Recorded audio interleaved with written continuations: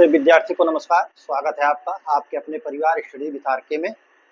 कल की परिचर्चा हमने यमुना तथा उसकी सहायक नदियों के बारे में किया था।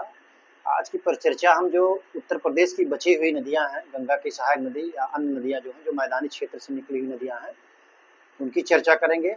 तो परिचर्चा को आगे जारी रखते हुए मैं सबसे पहले हिंडन नदी के बारे में बताऊंगा। हिंडन नदी या हिर नदी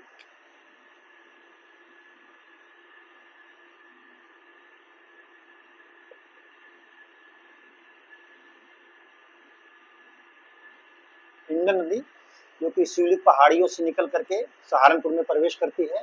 सबसे पहले सहारनपुर में प्रवेश करके शामली, मुजफ्फरनगर, मेरठ, बागपत और गाजियाबाद होते हुए जो है यमुना नदी में जो है, यमुना नदी में कहाँ, गौतम बुद्ध नगर, गौतम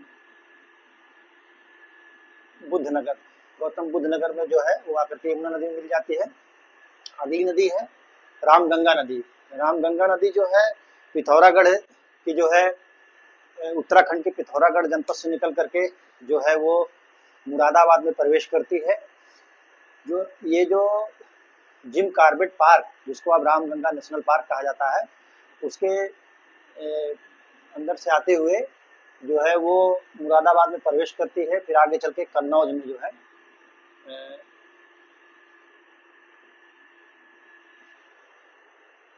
कन्नौज में जो है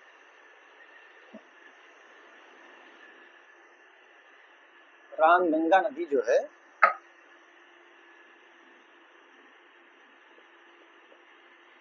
रामगंगा नदी उद्गम जो इसका है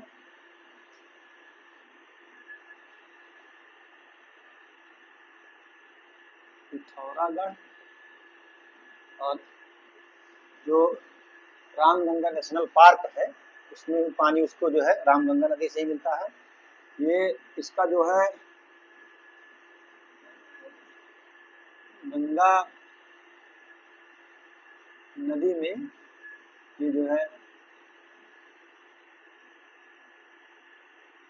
कन्नौज में इसका संगम हो जाता है। कन्नौज में गंगा नदी से मिल जाती है। इस पर एक बांध बनता है। कौन बांध? कालागढ़। कालागढ़ बांध का निर्माण जो है वो रामगंगा नदी पर ही बना है, कन्नौज में। इसको नोट कर लीजिए, रामगंगा पर है, रामगंगा पर है, ठीक है, कन्नौज में ही।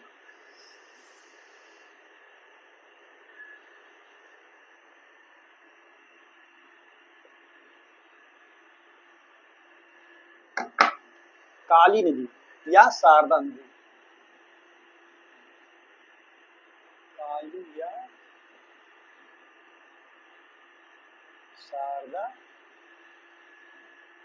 नदी। काली नदी का उद्गम स्थल जो है वो काला पानी है।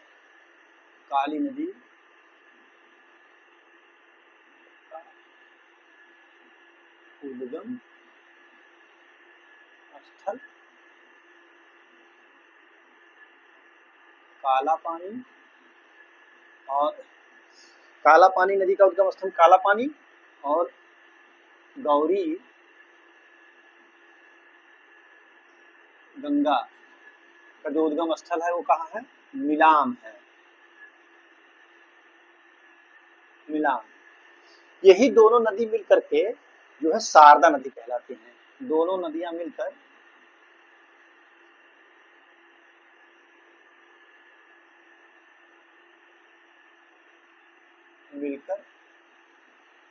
शारदा नदी कहलाती है।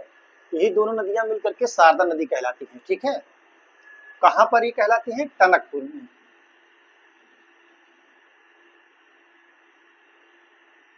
टनकपुर में दोनों नदियां आकर के मिलती हैं तो ये शारदा नदी कहलाती है।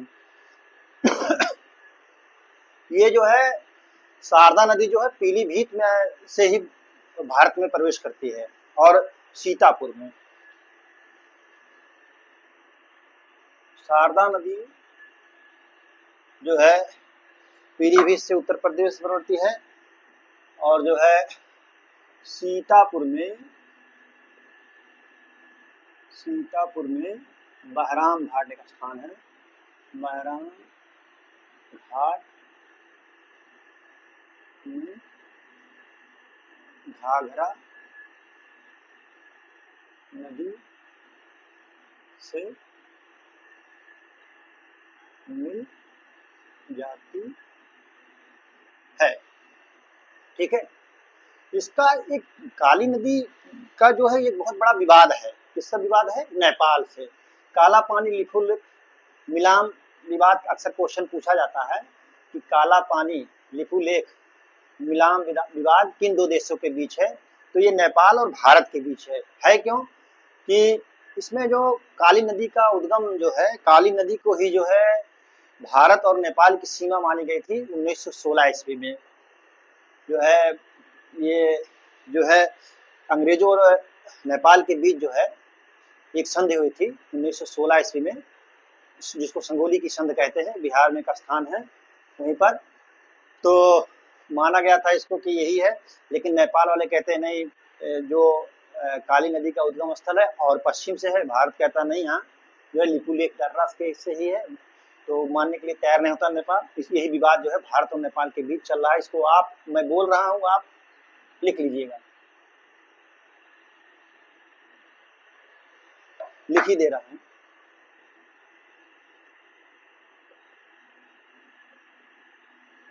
लिख दो, काला पानी लिपुलेख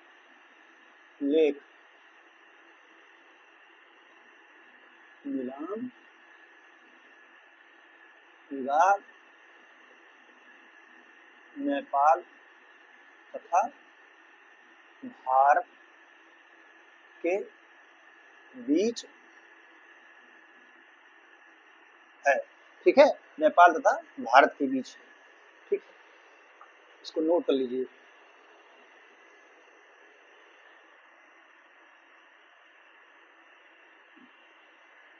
अगली नदी है घाघरा।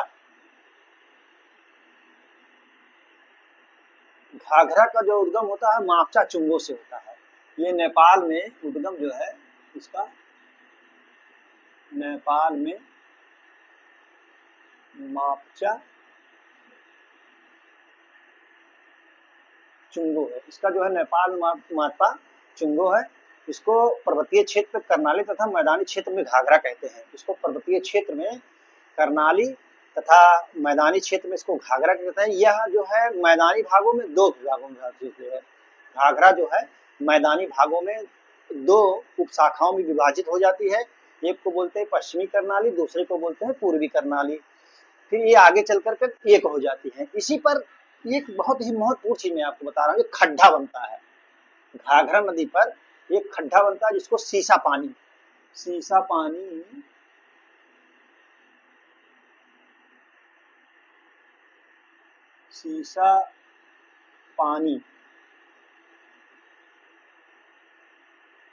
खड्डा जो है घाघरा नदी पर बनता है,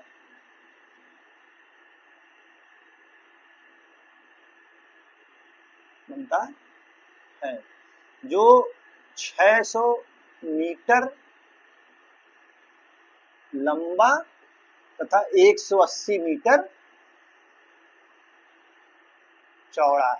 ठीक है, आप याद नोट कर लीजिए इसको कि सीसा पानी खड्डा जो है वो कहाँ पर बनता है, किस नदी बनाती है, तो वो घाघरा नदी बनाती है। आगे चल करके ये नदी जो है सरयू के नाम से जानी जाती है। अयोध्या शहर इसी पर बसा हुआ है। ये जो है छपरा बिहार में जो है, बिहार में जो है छपरा एक जिला है। छपरा में गंगा नदी से मिल जाती है। छपरा गंगा नदी से छपरा में मिल जाती है। अगली नदी है राप्ती। राप्ती नदी, राप्ती नदी, राप्ती नदी जो है नेपाल से भी निकलती है। इसकी एक शाखा है बूढ़ी गंगा। बूढ़ी गंगा जो है ये सिद्धार्थनगर में आकर के इससे मिलती है राप्ती नदी से। ये जो है इसकी मुख्य सहायक नदी क्या है, रोहिणी है। ये बहराइच, श्रावस्ती, मतलब भारत में जो है बहराइच, श्रावस्ती, बलरामपुर, सिद्धार्थनगर, गोरखपुर होते हुए जा करके जो है ये बरहज में, देवरिया में एक बरहज स्थान है, ये उद्गम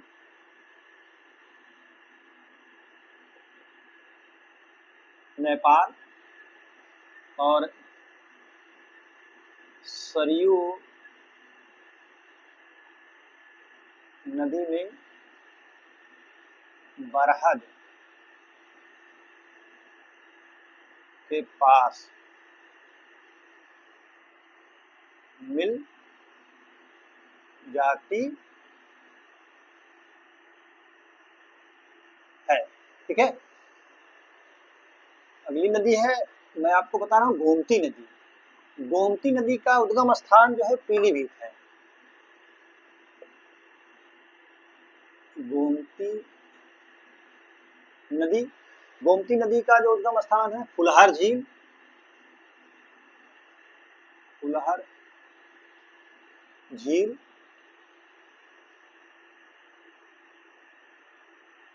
पीलीभीत उद्गम इसका जो है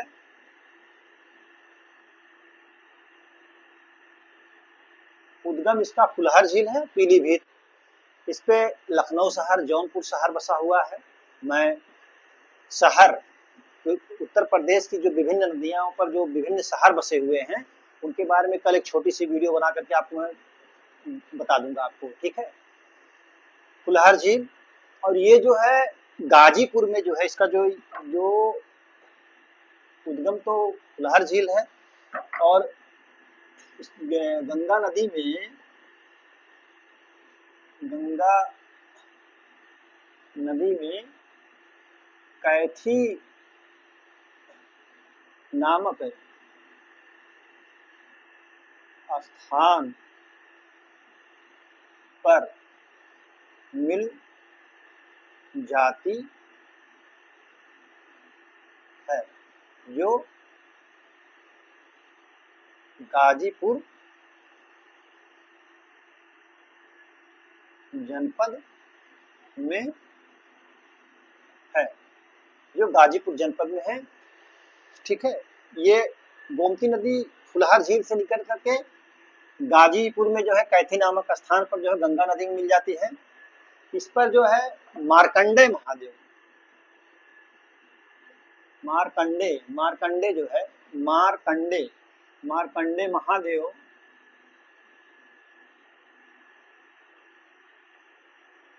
मार्कंडे महादेव जो है मंदिर इसी पर है, इसके संगम पर।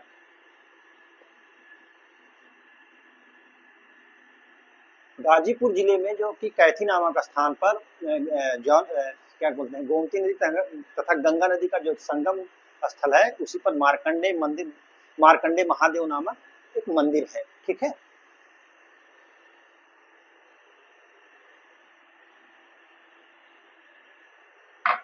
सई नदी,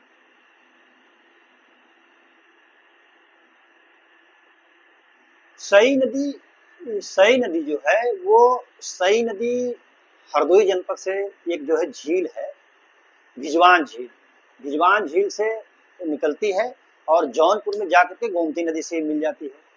ठीक है, सई नदी भिजवान झील से हरदोई में निकलती है और जाकर के जौनपुर में गोमती नदी से मिल जाती है। गंडक नदी,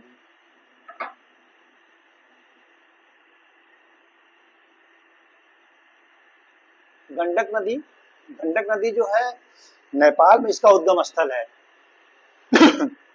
ये जब गंडक नदी जो है, गंडक नदी का उद्गम स्थल जो है नेपाल है, वहां से जब ये चलती है तो कौन कहलाती है? पहले इसको सालीग्रामी नदी इसको कहते हैं, ठीक है। फिर जब ये आगे चलती है तो इसको नारायणी नदी कहते हैं। क्या कहते हैं? नारायणी। सालीग्रामी नदी से ही जो है सालीग्राम पत्थर आया है, जो अयोध्या में श्री राम जन्मभूमि मंदिर पे लगा हुआ पत्थर एक है, सालीग्राम पत्थर, वो इसी नदी से लाया हुआ है। ये सालीग्रामी नदी जो है, सालीग्राम पत्थर के लिए मशहूर है। इसको नोट कर लीजिए, परीक्षा के दृष्टि से कई बार पूछा गया है कि कौन सी ऐसी नदी है जिसमें जो है प्रसिद्ध पत्थर सालीग्राम मिलते हैं। तो कभी कभी गंडक भी दे देता है। अगर सालीग्राम नारायणी नहीं दे रहा है ऑप्शन में, गंडक है तो गंडक भी माना जाता है। ये जो है, फिर ये जो है नारायणी जो गंडक नदी है, आगे चल करके दो शाखाओं में विभाजित होती है, जो कि बड़ी गंडक, छोटी गंडक। छोटी गंडक क्या है कि वो बिहार, सॉरी, छोटी गंडक जो है महाराजगंज, कुशीनगर और नेपाल की सीमा, महाराजगंज नेपाल की सीमा, कुशीनगर से बनाते हुई जो है ये आकर के सलेमपुर के पूरब जो है घाघरा नदी में मिल जाती है। जो बड़ी गंडक है, बड़ी गंडक जो है महाराजगंज, कुशीनगर तथा बिहार की सीमा बनाते हुए आगे चल करके गंगा नदी में जो है पटना के पास मिलती है। ये आप नोट कर लीजिएगा कि जो गंडक का जो संगम है वो कहाँ पर होता है? पटना के पास जो है गंगा नदी से। उसके बाद दक्षिण भारत से, मतलब मध्य प्रदेश से आने वाली एक नदी है सोन नदी। सोन नदी का उद्गम स्थल कहाँ है? ये क्वेश्चन जो है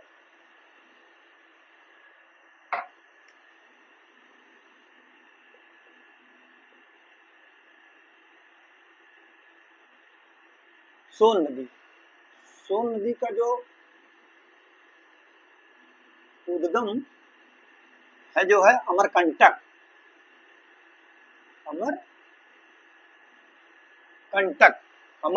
जो है के पास जो है अमरकंटक शेषाकुंड, अमरकंटक शेषाकुंड, ये बहुत महत्वपूर्ण है। यहाँ से एक नदी का और उद्गम होता है जो कि नर्मदा नदी है।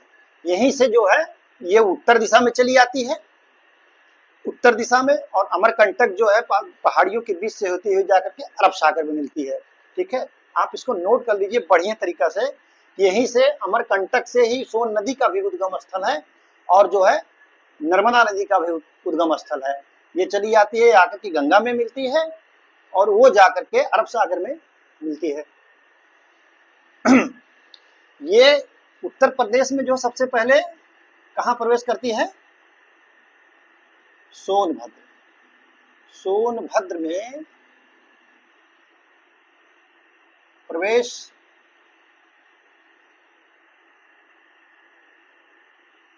करके और सोनभद्र में प्रवेश करके पटना के पास गंगा नदी में मिल जाती है।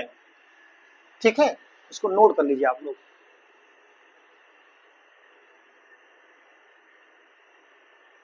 ये यहां से ऐसे ही प्रवेश करके ऐसे ऐसे ऐसे ऐसे ऐसे चली जाती है। ठीक है,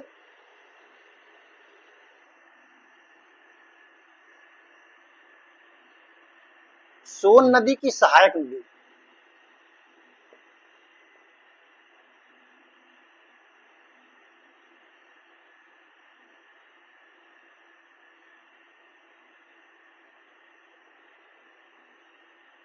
सोन नदी की जो सहायक नदियां हैं वो है बनास, गोपद हो गई और रिहंद,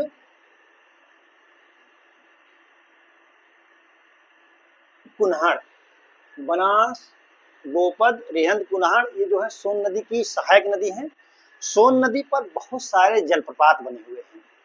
तो मैं जलप्रपात का जब चैप्टर पढ़ाऊंगा तो उसके बारे में आपको बताऊंगा। अभी मैंने नदियों के उद्गम, कहाँ से इनका, किस नदी से ये मिली है, क्या है, कल मैं जो है छोटी सी वीडियो बना करके आपको ये उसमें बताऊंगा कि कौन सा शहर किस नदी पर बसा है।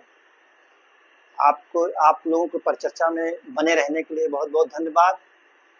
Thank you so much.